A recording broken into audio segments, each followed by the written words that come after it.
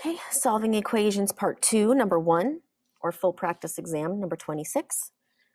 So now we're solving for u, and if we look, we've got variables on both sides of our equation.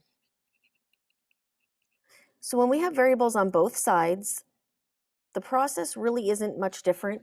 We always still simplify both sides first. There's nothing to simplify here.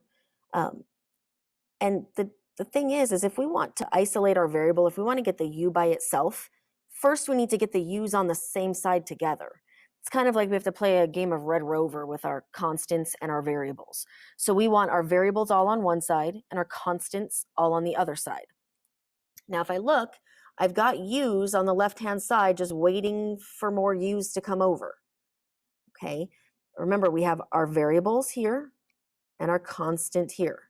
Constants on one side, variables on the other. So since I have 8 u's on the left side waiting, I might as well take this u and eliminate it so that all my u's are on the left. Now, variables are just numbers. We don't know what the number is, but they're still numbers, so they act that way.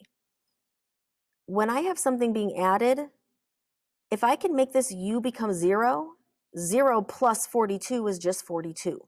So whenever something's added, we want to make that 0. So I want the u to become 0. Remember, I have 1 u. To make 1 u become 0, I have to subtract 1 u. Or I have to use the opposite. The opposite of 1 u is negative 1 u.